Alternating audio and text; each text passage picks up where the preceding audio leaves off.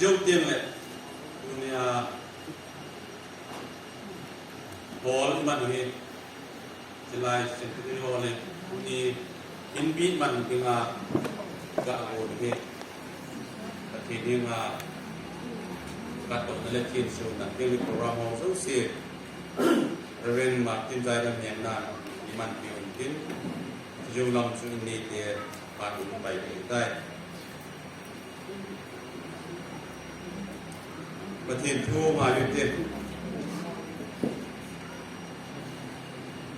sam number ja som ni sangan ni masih terukir mil puma mo uten pa hanu min da ilaw men kap puma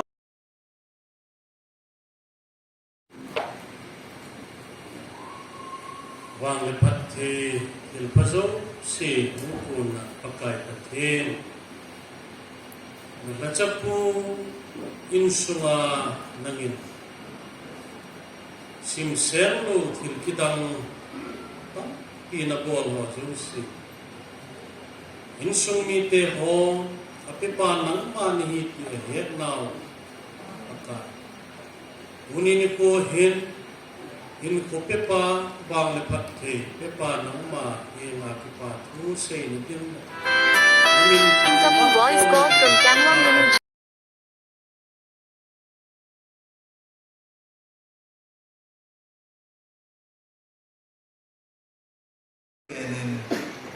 Pakai jasa Krista minin sebagai he tuni he kining sang lawa kigong en ada sort wangen Iga agak ada macam pasok tapi jentan agak timit ni jangan le kejuting macam kaki buat dia kaki mantap pun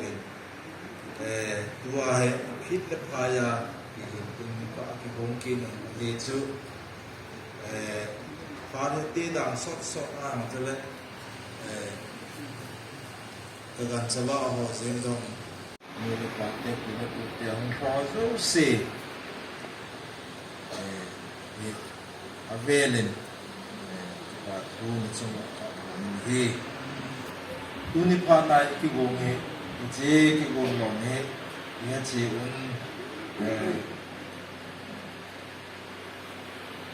kejam service som pembeli wal zep tu, nak kena tungin some civil service ni. Jadi retired tahun 2018 April jam retired pengen pensiun pengen. Jadi kalau itu Achanu kina hele 1991 aku nana tempat hin 2022 Mars retired pensiun hin jo hin cai hin. Jadi 2021 akhir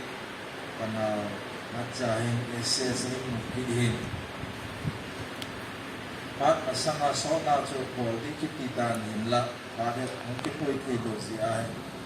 kema kining chang lawa ma ong pension jo lawa 2019 umchu Mumbai ya kizena ko mjenga ala kizen dinga ko ma kizena ala Jadi aja, kalau sepan aja, kita kat esok mau zinga, ya tunip Patna kuning cangwa, kenung ini jangan tunip Patna, agong tiada, aku menjadi yang betul, bukan lain ni.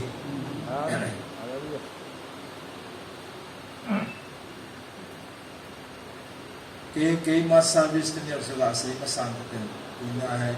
retirement tadi jen, ban yang sering ketin. 1979 kumacu graduation kongin ta Guwahati University kangzoi na ayla MAS sindinga kay mawang sit pidi yang pen asu education hong kipan pa yin ita chu koi macha samai le ka sim phei lo wa kum ka mai tan kum li za ram kum li ham la ram chu e chi ka la chu sim phei lo wa ku ma koi su tun previous ka hin zo win ka la chu wang ne cha cha win cha de ye gam so in la final wang ka lo ka hin le ti tu kum chun some service on to home kinen it's a pipeline in 84 chun 84 best kan hin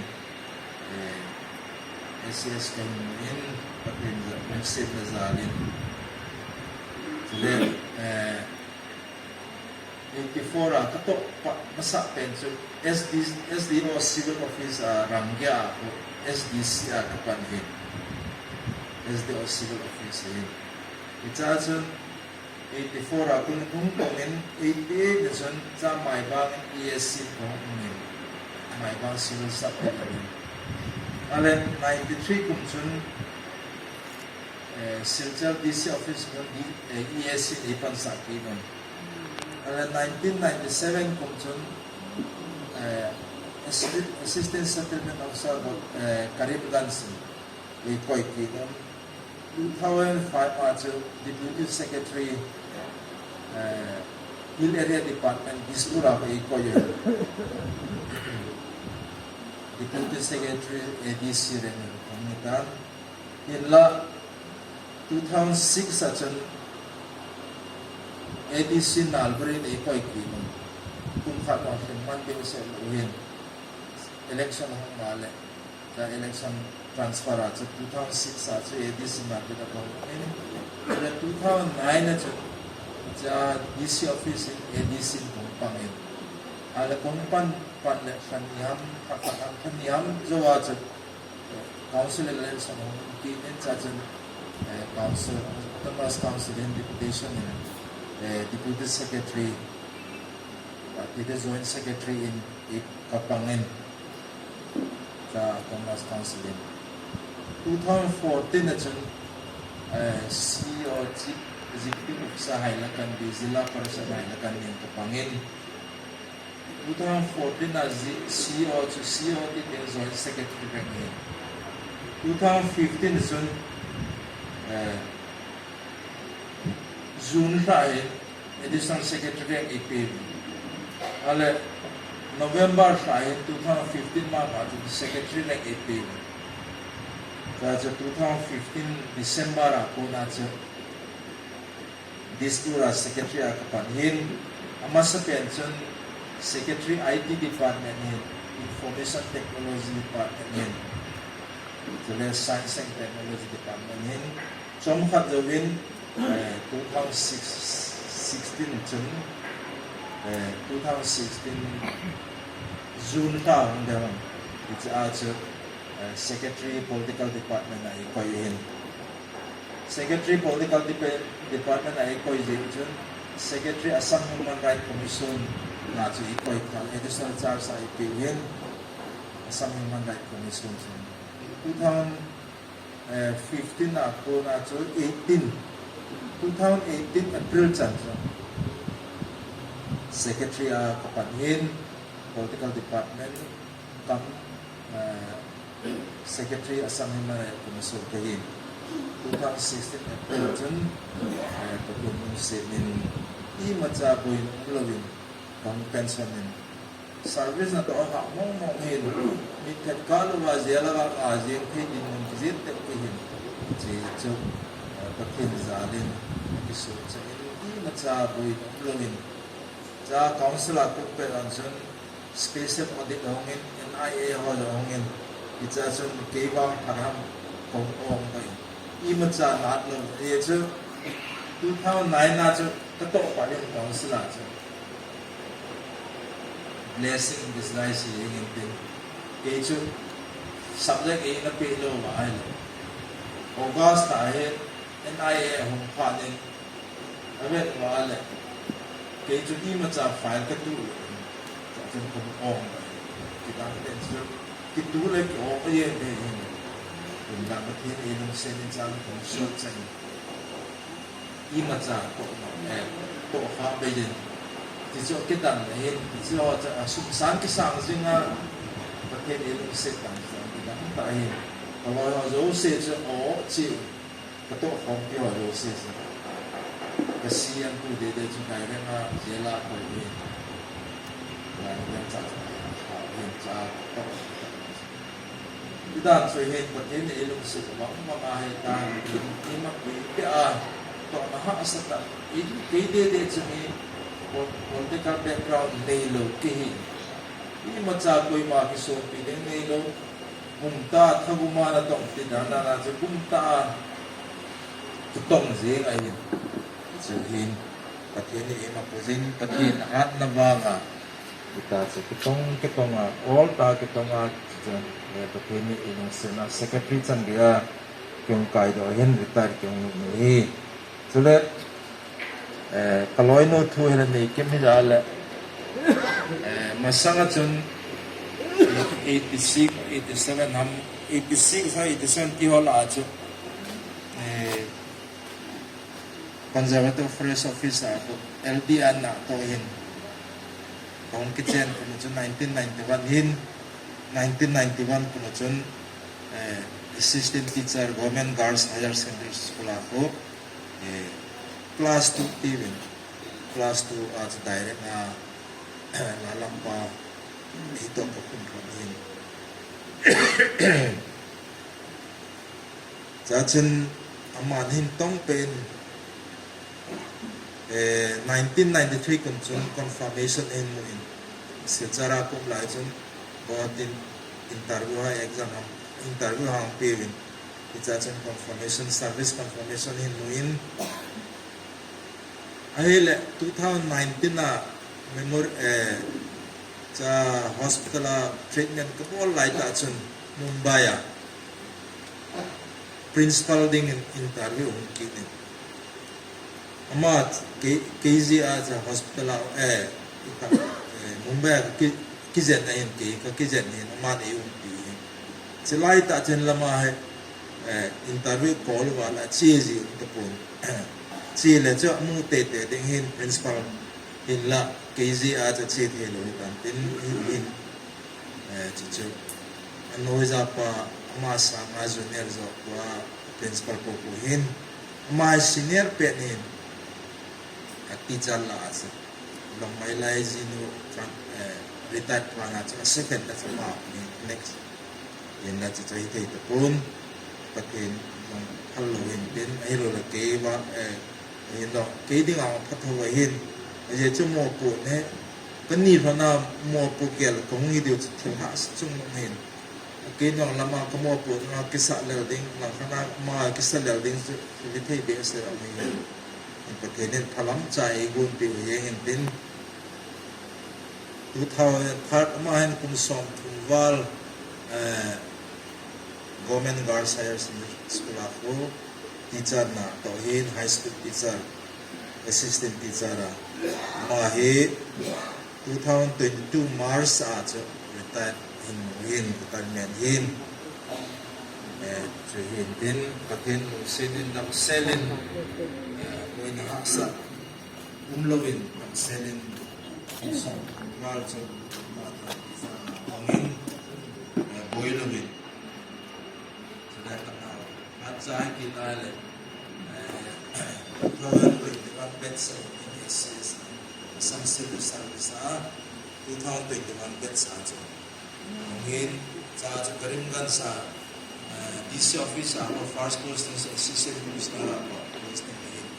jawa aja amo la aja misong kita apa aja PDO dengan select bodon amain kerimkan district mama PDO na tongin lowai po ahin why a present posting da PDO lowai po ahin central service katok na zin a family background ka setting chun ihewin kizuri dikiti dam sata din nga kuna kyung Sehlal hin 1966 kumacho pa na bayahin council na tong che he chi council a pension na hin ama thi le kan sum sa khom cha tu tam chok ye ni cha chu kan mu le in te se nasa in le ha ho ba in ho ha in so ke ho cho so ke hi bin ka tin phak sa ka tin ma ho ha in to lenpen chu ka pa the chu song mi wal se ham ma ham mai chu ka ke chu ke le so ma chu ko ni ka chu ma chu council ho wa Sehlal Pathen so he tua ke ho cho ho na ta school ka sim the na the dang wa ko pu le ka pu ba so he mi dang ki le mi na ku in ko na ha sa ta din mo mi ta di chen se dum lo he metric ka zo che un bang he tang zo pi ka zo un win to na government service ku che un ka Amun tai lo Amun he le pastor la ma chi na ho se government service na ka tomun ke nga ding chi he ni tua in chen na ba lo he amo head of family ti de ye chen na ba a te mun se la chu ni su ko ho ngi chi he yo chi ti ya ti le Pathen na ki man ji ba Pathen na ki man ji ba mu le ko ta pat ji a Pathen sunga an ki po ji a ki chan se dai ni so ha ta a po na ki chan ni ki so ka se do no ni pa na he le ka le ka sin na chu e on ke chen metric kom la ya go kan ka boys high school ka zo ba se kan mu chen te nào don pia da za ko Nemsinu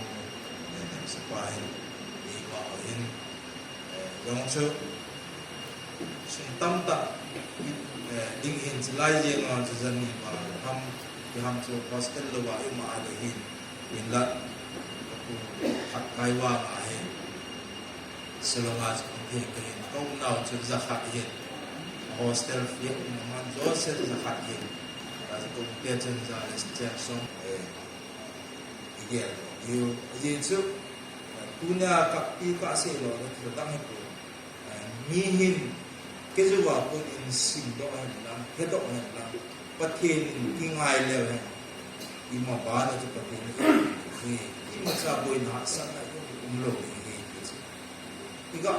itir ko ni no ta se ni chen ka cha te ya he ki ai le ka pun ti ta chu thêm là anh ngay sợ vào chứ cái dòng một cái bị sống biểu hiện cái dòng thêm là ngày sang các tổng là mà xin xét ta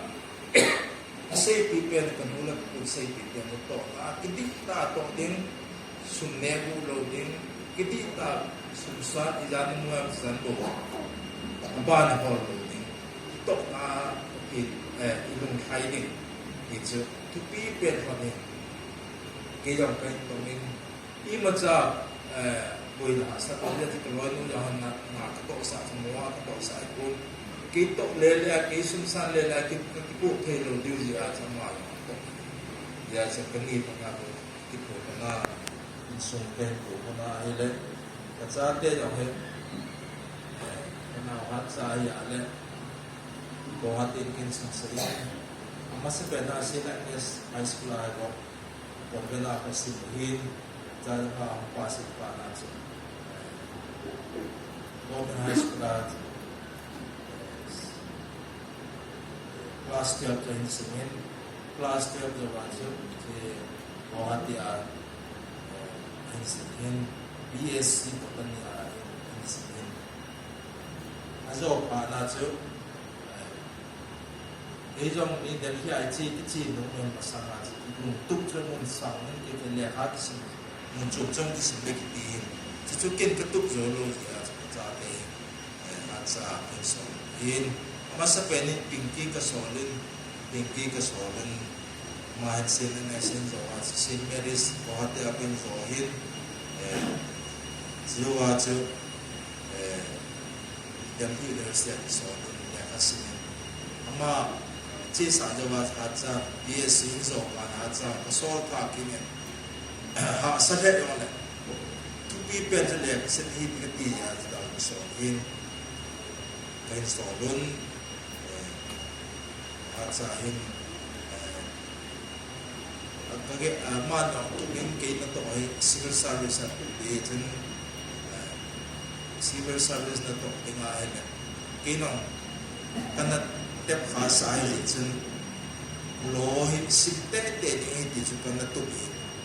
mo a ka se ye chu to lam lo se ti jo se a lo ai ong pa ngai magistrate na to ya na lo ai no da choi lo ai pi pi a bo lo ai jo se so le da he na le I piam khar ha san le to yo le ima ki ku yin ko ye ji ya chu lo kho da na ye ji ya chu mai lo ka sim no sa no men ama na ko te ne sen na ba kain Delhi University campus law college India so ka sa pen di je no te campus law college yin sa ko admission in then kung tumam sa sili ni LLB now break answer hindi man sa sa ni lo answer hinzo so SCS na kanamuan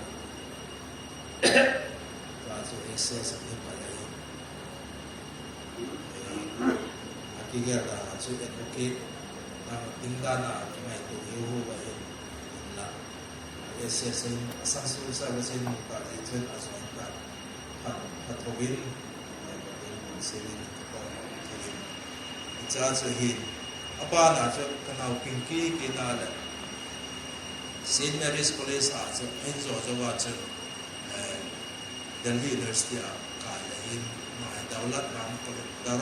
college a Selin Selin ma first class enzo win BA honors kita majority philosophy Achanu zo pana zo iti BA zo the bacho St. Stephen College Delhi University MA and SME Achanu simin mana first class ni zo kine zo pana zo JNU ba research about him JNU Jawahar University JNU ba research about him all pe na COVID how to do jeng pa na so anau ko pai ku sa ki ni lai COVID sa so the balls of hello we in la wa he in sitting wa higher studies about the university and in wa anau to so in to let now go pu kinala metric zozo bacho ko ma bohate ko in higher secondary science and class in the senior first class and class in it is about BA sim sahib Delhi University BSc pula sim sahib first class in his opinion senior to the two ahe au kai na ma so Delhi University lo campus lo police aso LLPI and so on class ala pa layon emusanin ko in check it apa jo ham le halo ninin tu jo de check it so pe ne diwa amani de na tau ni so da hat hum kong de mai in sum he pathen bui hoi na mai maya pathen wang leu le bai chan pe ko ai ti chan pe ni pathen ti ho ni sa mai in pathen e Thupi kewa hat ba pacha ko ni get chi in get sa ye ya cha hum kong ding mai pathen bui hoi la kai ko na mai kai cha in sum ka chan jing phen de wa che tao la wa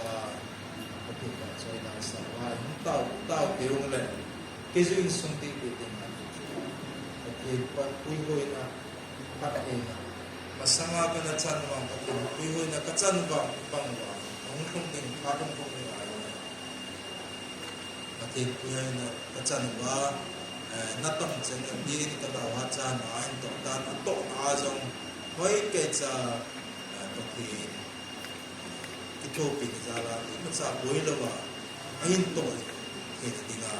cho nên cái nào tên thì tìm kiếm là một cuốn rồi mấy cái cha cái nô pin ahin mà cái jala mấy cái cha carry lo mấy cái cha hin cái sim đó thì đều cái mắc quy là cái cha cái này thì bị tung ta thì là không chạy cái ngay luôn chạy ngay chạy rồi không bị cái này chỉ lý sợ chỉ hin chân sự hin khi bên chủ vào cầm hin cũng nhà hết ông cái con mà rồi sẽ ngay luôn chạy ông đi phá này chỉ cái nào ông phát chạy hết bốn giờ Buta kita dia insin dengan seperti ini sudah azot yang jong azot cai yang aku malam koi macam baca bon cara bon ciri baca kahit ini jadi kita Patna pasal kita mandin dia Innei papat semua tajam dan engage yang le win ngọc riêng win lắm để phát ông bạ sùng hin nì tê thì riêng một tê nì tê họ rồi sùng tê ham phát bạ biểu tê sung xuân và cho họ xuân sai không leo hoàn tê phát hơi phát đặt yêu sợ mà phát triển anh thằng phải đi uni phát cái chân đặt cái gì mà mình gặp hết chi ở bên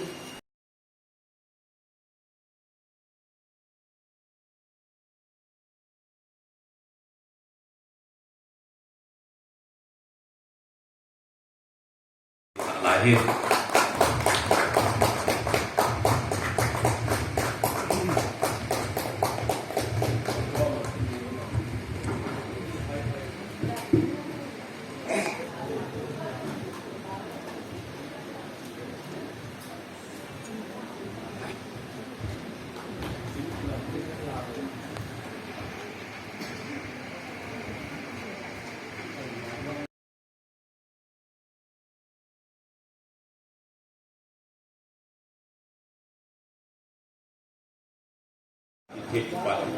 dan semasa ngajak bunin lani bangsa di Houbungin Thupi ngay bersama win sebab kerana si Houbung ini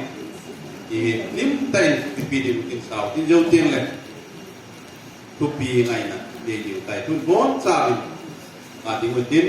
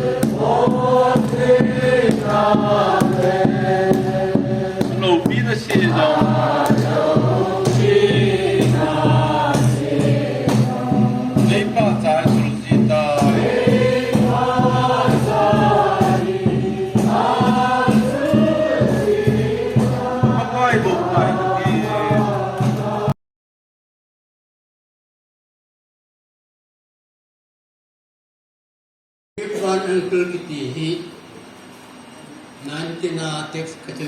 story of secretaries kita juga setelah hang tu tadi semua. Tuli paling masa ngaji saya kana umana tu isu mulwa Pathen Thangvahna Maicham na kiti moje Achanu Upa Changsan Pwede mga ko nakibok sa mga silsara mga kakibang satan. Yung sili patilo pwedeng yung bolwin. Dihe. Tuni yung yung hili po ako patilo pinaalay po rin yung Pathen Thangvahna lang. Pathen tilborti kitang hohe. Kitang ito. Pathen na pang tiyang ahile. Hay thelo diyo hay thesu ke tiyang chu. Siji hon. Yo bila sangong sound ding. Boy piwi. Vipi hon. Na thesu kipan pa bung sound bung ko na. Boy na tawa Yesu Krista na seji piamitia ahile. Mihim tinga hay thelo. Pathen tinga thesu ke hi. Tihe anase. Siapa nak mahang lumong samongin hinpuiya titu. Imula rabin Bible sama puna hintu ala te. Porin kalau saya Houbung ngai nahi. Asemma gama Filipi F&AO ka kulsuma humahi. Houbung niya cepat ahi. Houbung sumahi kipada Houbung ang kana ang kenda ahi. Thupi di lo hin aji pai je ulai lang Songpijang din mun lang ji kahin tam tak pi hin idei deiwa Pathen thu ise ho bi te deiwa Pathen thu hilo ya iki cha ho bi ma deiwa kiti mo ye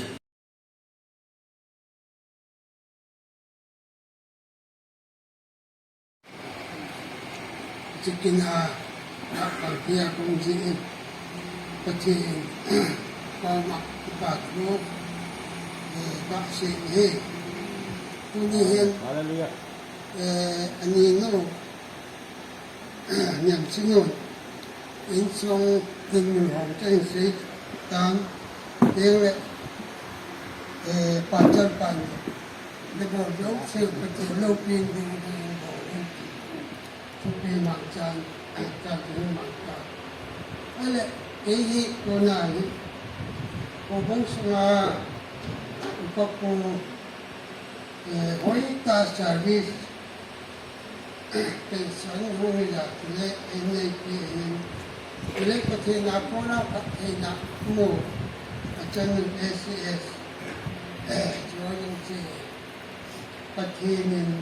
dam na pia puja Patna hinpuiya Ute Thusei ya Pathen Thangvahna Maicham Houbung ya ni ama saya cuma sih tahu mungkin kecil ni terhi kita mau nó khoe thế dòng hệ gạo nổ sự việc cùng chọn chắc gì là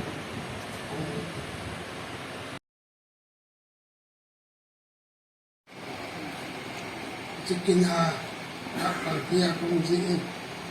Pathen Thangvahna Maicham tak sih kemudian ahinu Nemsinu Songpijang Hongkong dan Innei Patna Nikho jauh seperti lenpen Thupi macam Achanu macam. Oleh ini konai Houbung semua upaku wanita servis pensiun wanita le Innei le Pathen apona ahinmu Achanu SS jualan si Pathen dam na pia puja Patna hinpuiya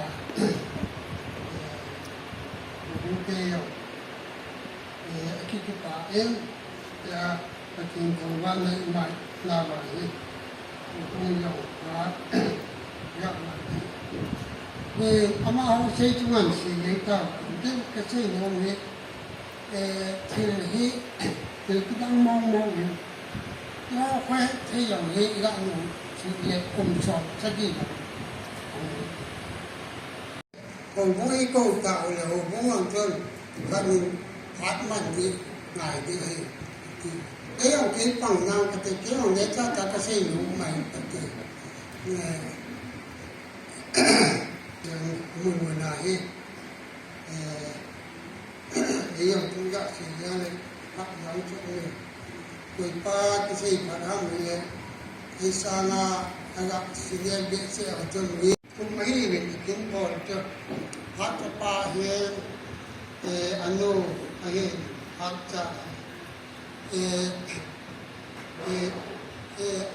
Thupi hinga kibulengan kon ga silpi ki dunia ya chung ta kin bo he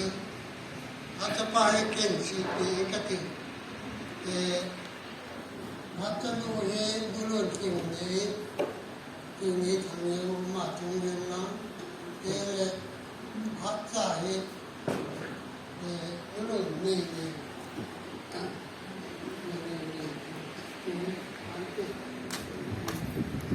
Upa lang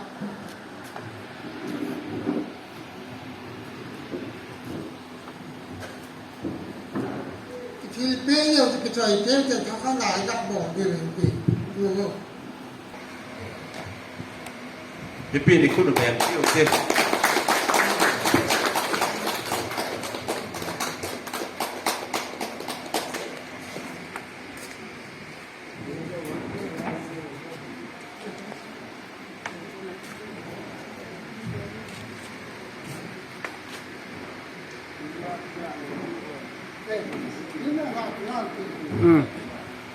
Lim yong cả là cũng đi.